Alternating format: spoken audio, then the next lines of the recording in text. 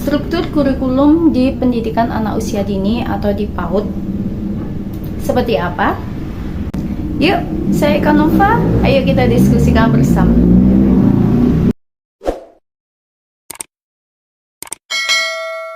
Assalamualaikum warahmatullahi wabarakatuh. Ketemu lagi dengan saya Eka Nova, dan kali ini kita akan membahas nih mengenai struktur kurikulum yang ada di pendidikan anak usia dini atau di PAUD. Seperti apa? Pada kurikulum Merdeka, nah struktur kurikulum khususnya pada pendidikan anak usia dini atau PAUD itu terdiri atas dua hal. Apa saja? Yakni yang pertama ada kegiatan pembelajaran intrakurikuler, dan yang kedua adalah proyek penguatan profil pelajar Pancasila atau biasa kita kenal dan sebut dengan P5. Nah, apa saja poin-poin utama yang harus kita ketahui terkait dua struktur kurikulum tersebut? Nah, untuk pembahasan yang pertama yakni mengenai kegiatan pembelajaran intrakurikuler. Nah, ini adalah kegiatan pembelajaran yang pada umumnya dilaksanakan di sekolah atau satuan pendidikan. Namun di sini ada beberapa poin penting yang harus diketahui oleh pendidik. Antara lain, kegiatan pembelajaran intrakurikuler dirancang oleh satuan pendidikan agar anak sebagai peserta didik itu dapat mencapai kemampuan yang mana tertuang pada CP atau capaian pembelajaran. Apa dan bagaimana CP tersebut? Akan kita bahas pada video yang selanjutnya ya. Nah, oke, kita akan lanjut nih. Kita bahas poin penting kedua terkait pembelajaran intrakurikuler. Yang kedua, setiap lembaga atau satuan pendidikan bebas untuk dapat memilih ragam pendekatan yang sesuai dan dirasa mampu untuk mencapai tujuan pembelajaran. Yang terpenting di sini haruslah pembelajaran itu bermakna dan menyenangkan bagi anak atau peserta didik sebagai wujud merdeka belajar, merdeka bermain. Yang ketiga, satuan PAUD juga bebas mengembangkan tema sesuai dengan karakteristik satuan pendidikan masing-masing. Jadi mau ambil tema apapun itu, dengan tema yang misalnya kita ambil itu temanya tentang tanaman ataupun tentang sekolah, nah itu enggak apa-apa, itu adalah bebas sesuai dengan karakteristik masing-masing. Nah di sini kan untuk seperti yang ada di pedesaan, nah kita bisa ambil temanya itu kan yang dekat dengan persawahan, atau kita ada di pegunungan nih, berarti kan kita bisa mengangkat temanya tentang pegunungan, tentang bahaya longsor, seperti itu. Atau kalau yang ada di pesisir pantai, kita juga bisa dan boleh sekali bebas untuk mengambil tema yang erat kaitannya dengan pesisir pantai, entah itu dari nelayannya atau dari perikanannya pantai, ataupun terkait bahaya tsunami yang mungkin saja bencana alam itu bisa terjadi. Nah, itu bebas. Jadi tema untuk kurikulum Merdeka ini adalah bebas sesuai dengan karakteristik satuan pendidikan masing-masing. Oke, sekarang kita lanjut di poin yang keempat. Apa yang perlu kita ketahui tentang pembelajaran intrakurikuler? Di sini yang penting juga adalah pasti ada laporan tentang kemajuan belajar siswa atau peserta didik. Nah, seperti kita tahu, laporan perkembangan siswa kita kan otomatis butuh yang namanya asesmennya. Jadi silahkan mulai dirancang juga. Apakah mau pakainya itu di situ bisa jadi pakai rating scale atau checklist. Selanjutnya kita bisa pakai anecdote record. Kita bisa pakai juga penilaian hasil karya, atau kita bisa menggunakan juga biar lebih lengkap ada foto berseri.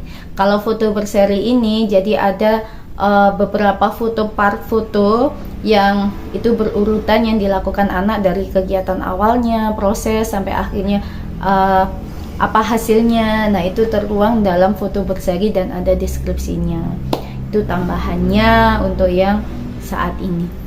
Sekarang kita masuk ke struktur kurikulum yang kedua, yakni proyek penguatan profil pelajar Pancasila atau kita kenal dengan P5. Apa saja nih yang perlu kita ketahui sebagai pendidik terkait P5? Nah, ini.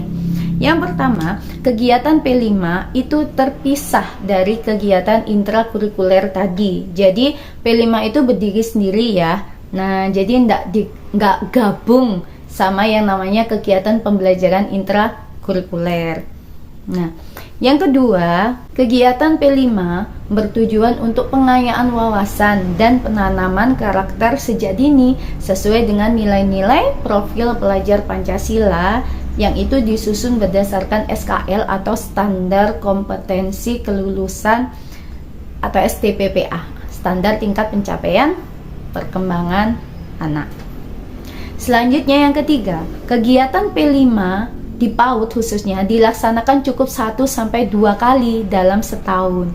Nah, dan di sini satuan PAUD memiliki keleluasaan nih untuk menentukan alokasi waktu pelaksanaan kegiatan P5 tersebut disesuaikan dengan durasi yang pas dan dibutuhkan dalam mencapai tujuan proyek kegiatan yang direncanakan.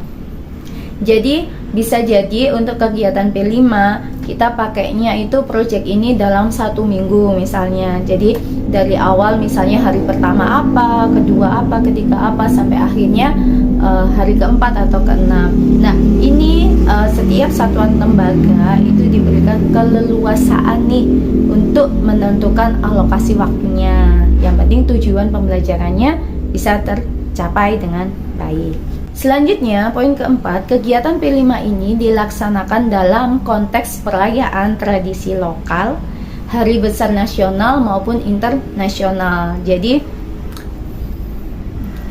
misalnya nih kita ada hari kemerdekaan. Nah, di situ kita masukkan nih kegiatan proyek P5-nya.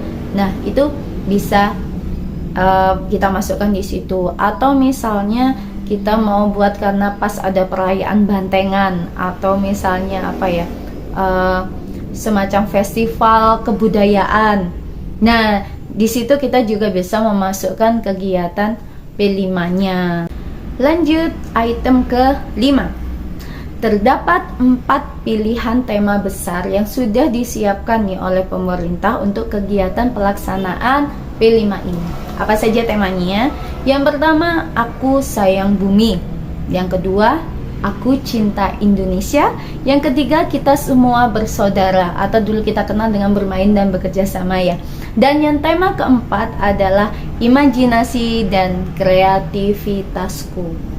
Nah, dan tambahan informasi nih pada praktek kegiatan P5 ini, satuan pendidikan itu bisa memilih 2-3 dimensi yang paling relevan dari 6 dimensi profil pelajar Pancasila sesuai dengan satuan masing-masing dan karakteristik peserta didik masing-masing.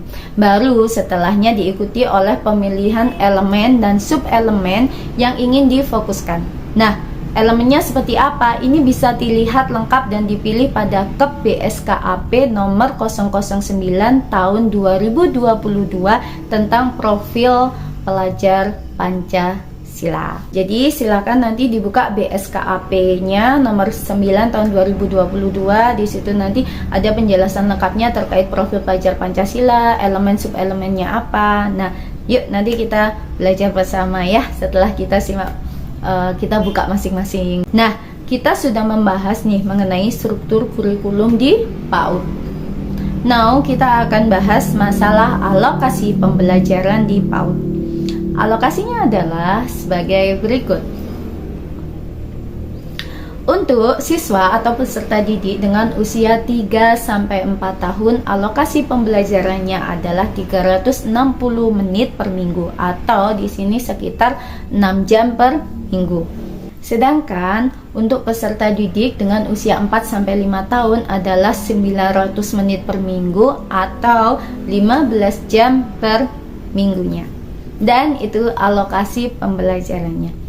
Nah, baiklah Bapak Ibu sekalian, kita sudah belajar nih, kita sudah berdiskusi bersama, saling sharing nih terkait apa yang saya ketahui terkait struktur kurikulum di PAUD dan bagaimana alokasi pembelajarannya untuk usia 3-4 dan juga yang 4-5. Nah, semoga dari apa yang saya sampaikan ini bisa bermanfaat, dan kurang lebihnya saya mohon maaf. Apabila ada yang mau melengkapi, silahkan bisa komentar di kolom komen yang ada di bawah, dan jika bermanfaat juga bisa di-share.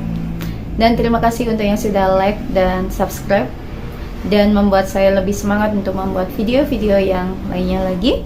Mungkin itu saja dari saya, kurang lebihnya saya mohon maaf. Sampai ketemu di next video. Wassalamualaikum warahmatullahi wabarakatuh.